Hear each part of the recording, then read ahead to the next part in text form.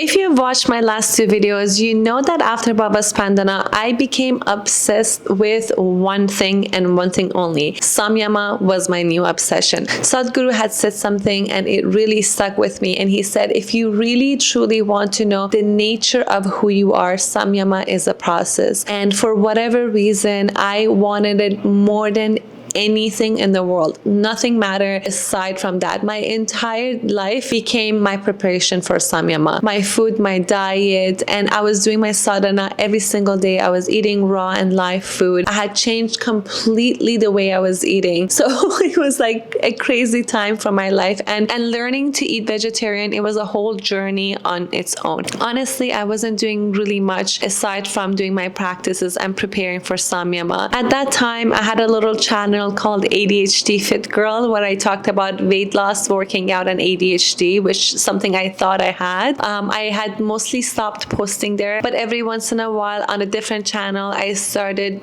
sharing my food or my experiences online. Other than that, my life revolved around one thing: knowing the truth and getting to Samyama. At this point, I had also started connecting with Devi, and I didn't know much about her, but my husband was doing the chants at home, so I was doing that along with it. But every time I sat with Devi, I felt something very familiar, and I felt that connection was the same feeling I used to have as a child when I prayed to God. The same feeling that God was close, and Devi felt so close to me at that moment. I'm not gonna make this video about Devi, but I really wanted to travel to India and do Samyama. And at that point, Canada came up with this new thing that they were not having a good relationship with India, and nobody from Canada can actually travel to India. I was pretty much like, this can't be happening. Part of me genuinely thought that the life was testing me to see how genuinely badly I wanted this. My husband and I started showing up at BLS office in Toronto, that's in Scarborough. We would arrive at 7 a.m. and one day we started at 6 a.m. and one day we actually arrived there at 4:30 a.m. and stood in line to make sure that we get in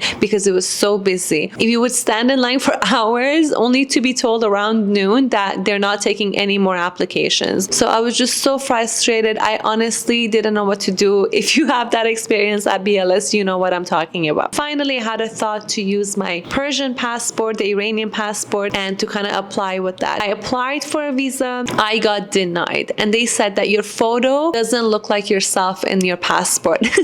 They weren't wrong. The photo was terrible. I took it in Iran and their printer was broken, and it was just like a whole thing. So at that point, I was convinced that I'm not going to India, and that's it. And honestly, at this point, I'm praying to Devi every single day. I'm crying. I'm asking for this. And suddenly they lifted the ban. And I ended up applying for a visa. I remember maybe like 4 weeks before Samyama, and I got the visa, and I was just so happy. And oh my God, I'm actually going. I got what I wanted. I don't think ever in my life I wanted anything more than attending Samyama. So I packed my bags, and with my husband we left and we went to India. Before I continue, I wanted to tell you that I'm going to share a little bit of my experience with you guys, but it doesn't mean that your experience would be the same after Samyama. Everybody's experience is very unique, and it's very unique to you. This is simply what happened to me, and I'm just sharing it with you guys. I've shared it with my friends, so you guys are my friends, and I'm sharing it with you. Let's not talk about what happened to Samyama, but after I came back, I felt incredible. I wanted to see everybody, all of my friends. I wanted to hang out with friends and family. I was just in a really good bubbly mood. I planned a lot of gatherings. I organized a lot of events. I threw a really nice birthday for myself. I started meeting a lot of new people at the gym and outside. I thought I was having the best time of my life, but something strange started happening and I was noticing it. I just became more aware of who I thought I was. The personality I had built around myself, the way I interacted with people around me, the new people, my need to be respected, my need to be liked, all of it started shaking so much, and I couldn't not look at it. Things that I had believed about myself and who I thought I was suddenly didn't make sense anymore. I swear, I felt like somebody had taken my identity apart and laid all the pieces on the floor, and I'm like looking at it, I'm like, okay, I don't really recognize it, and I had to decide what was actually true, pick up what really meant something to me, and leave the other things on the ground. It literally felt like that. I don't know how else to describe it. It felt very terrifying. And I honestly didn't know what to do with myself. I didn't know who to ask help for. I was talking to my husband, and it was just like a very chaotic situation. So I would sit in front of Devi and I would ask, not for relationships, not for money, not for anything, just for freedom. I wanted freedom from all the things that seemed that it was pulling my attention outward, and I wanted to experience life without constantly being occupied by myself. You know what I mean? And I prayed like that for a long time, over and over again, Devi Sadhana after Devi Sadhana for almost a year. And I'm asking everybody to pray for me to like kind of figure it out. So it was like a really hard time. Then honestly, after so much prayer and doing my sadhana, something really shifted, not dramatically and not overnight, but it was just little by little. I noticed that I was different. I didn't have the same fears anymore. I wasn't walking through life the same way as I was before. I wasn't constantly about how I looked, even what people thought of me, whether people liked me or not, whether I was attractive or I was succeeding, achieving something. It felt like,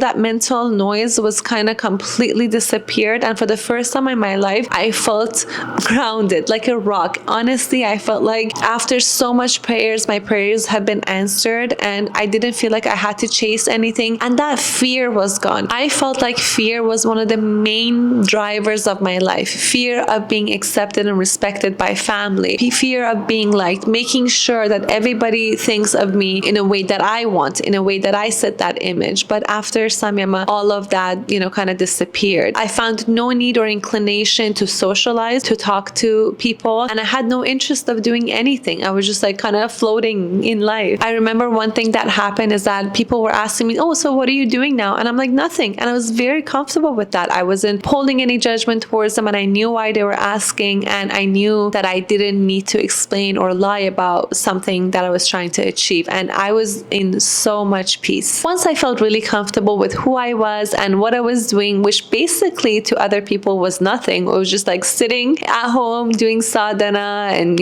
working out and just having fun with my husband. I started, opening up to an idea. When I was doing Devi Sadhana and I was talking to my husband, the idea of Ayurveda entered into my life. And the word Ayurveda came to me over and over and again. At that point, I was dealing with a skin issue that I couldn't figure out. I was going to different dermatologists, different doctors, and I couldn't figure out how to heal it. So I started seeing an Ayurvedic doctor, and as soon as I started applying Ayurvedic remedies, it went away. And I was stunned. I'm like, what is this? I want to know more about this. I want to study this. So what I did is that I looked into courses, and I remember Sadhguru had a video that said, some people go and study a course in Ayurveda and they think they're Ayurvedic doctors.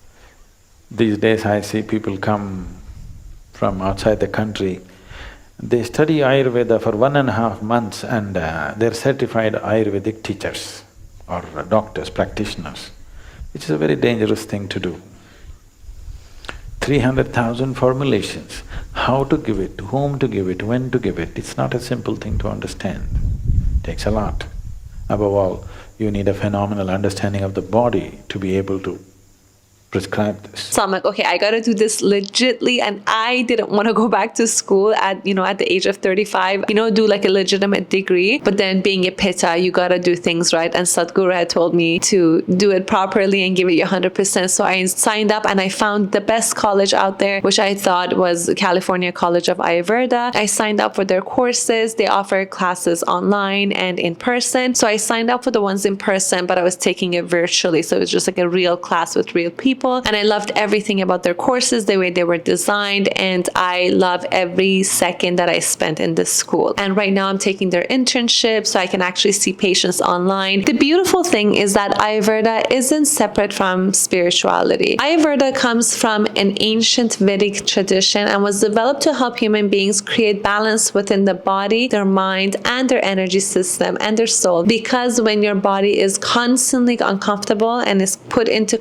uncomfortable situations, or your digestion is off, or if your emotions are all over the place, these things are going to stop you from reaching any spiritual goals. When your energy becomes low, especially living in a city, it becomes so much harder to focus on deeper aspects of life. So Ayurveda creates a foundation, a way of living that supports your spiritual growth instead of fighting against it. They go together, and that's why I shared with everybody today on my channel. and I'm so passionate about it because what started as a search for truth honestly eventually led me here, and I believe in it wholeheartedly, and I believe in the voice that is within me. And if you're someone that's longing for something deeper in your life, Ayurveda might be one of the most practical things that you could actually apply to help you and support you on your journey. If you're interested in Ayurveda, make sure you leave your email down in the link below. I have a little course coming out in July that will teach you about Ayurvedic practices and will get you started on your journey. I would love to see you guys in the next video, so please don't forget to support me by liking, sharing this with one of your friends,